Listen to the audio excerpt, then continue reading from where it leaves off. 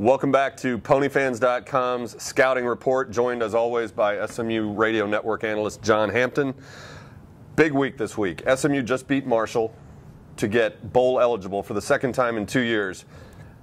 They can eliminate any questions about whether they get to a bowl with a win Friday at ECU. SMU and the Pirates have identical records. They're both 6-5. They're both 5-2 in conference. From what you've seen looking at film, talking to coaches, do you see the talent level being as equal as their records? First of all, their home recruiting base is Florida, Georgia, and the Carolinas. So they're always going to have an amount of talent. It's just a matter of finding it, finding the unison in it, and the chemistry of getting them on the field as quickly as possible and producing. They sent 3 guys to the NFL last year off that defense. 9 starters completely they lost off the defense. So you're talking about a complete makeover of your team. They're not as strong as they were last year physically. They don't have the depth. They've lost some players on the defensive line of late.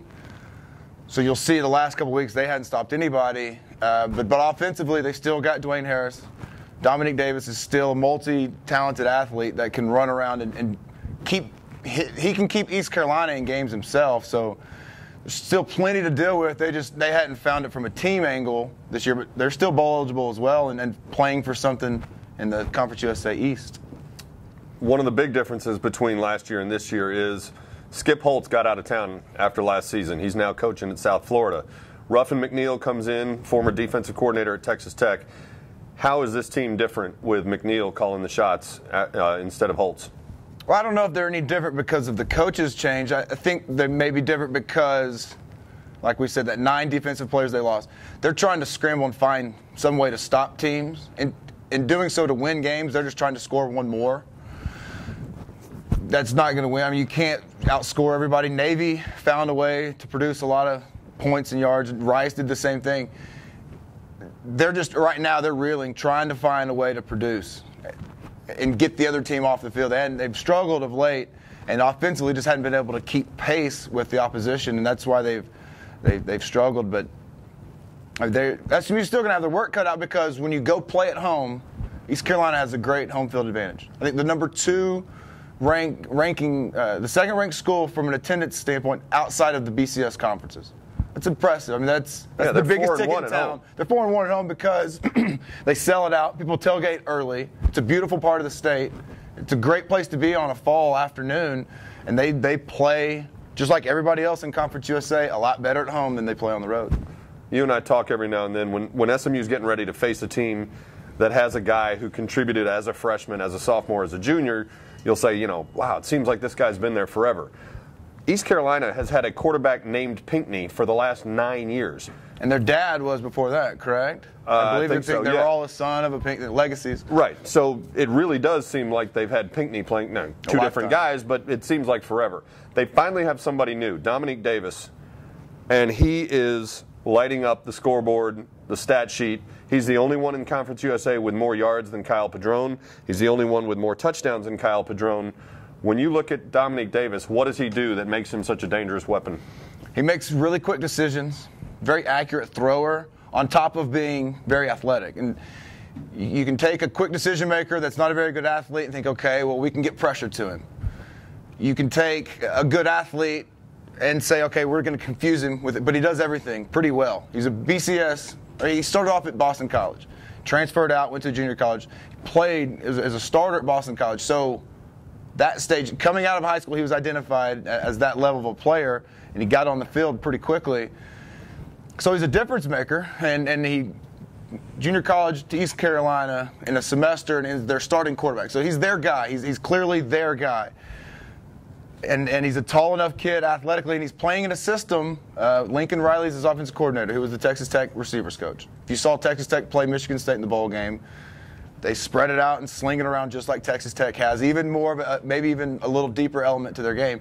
But Dominic Davis gives Lincoln Riley something that Texas Tech never had in a quarterback, which is a dual threat. He can get out on the edge and can pull it down and rush it just as well as he can throw it. And he's that true dual talented guy. He's equally dangerous throwing as he is with his feet, and oftentimes throws because of his feet. Has alleys to throw in because he uses his feet to get out of the pocket. The other guy who really jumps out is, as you mentioned, their wide receiver, Dwayne Harris.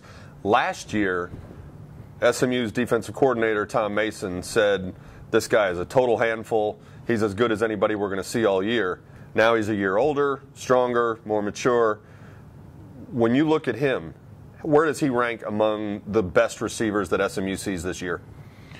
Tulsa had a couple really good athletes, a little smaller though, a little more compact. And then they had Charles Clay, who was a little bit bigger guy, more of a tight end, H-back. I think those guys gave SMU problems over the last couple of years. And then you go to like last week, I thought Marshall's kid, Aaron Dobson, he may not have the numbers wise, but big, long, linear kid that can run, a little bit of a problem. I think Dwayne Harris is kind of a combination of all that. He's compact, more compact than Aaron Dobson, 6'1", 205 pounds. He's a 4'3", 4'4" guy. But he plays the position like a pro. And it seems like if you look around the NFL, there's always a receiver from Conference USA. And I think Dwayne Harris, Tulsa's guys are really productive. There's other guys around the conference that are productive from numbers, but I think Dwayne Harris will be the Conference USA receiver that's playing in the NFL as a productive receiver. Physically can hold up, has the plays, has the acumen to play it, and just the overall skill set to play in the NFL. So by that reasoning, I would say he's probably one of the best they'll play, if not the best they'll play this year. As good as he is, he's not doing anything without, as we said, Dominic Davis. The numbers are, he already has school records for attempts, completions, passing yardage, touchdowns in a season.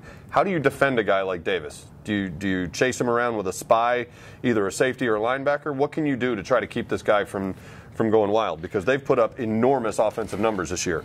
Well, their same vulnerabilities are across the board for any kind of spread them out passing game. You can start on the 1 yard line, go 95 yards, but you get down into the red zone or in that green zone, and the field gets compact. Where do you get your offense? You don't have that back that you can turn to. You don't have that running game that can bulk up and just power people. You're still so spread out. So, yeah, you're attempting and you're completing passes and you're getting yards up and down the field, but you get inside the 20, you can't score touchdowns. So for SMU, your key is don't give up the biggest play.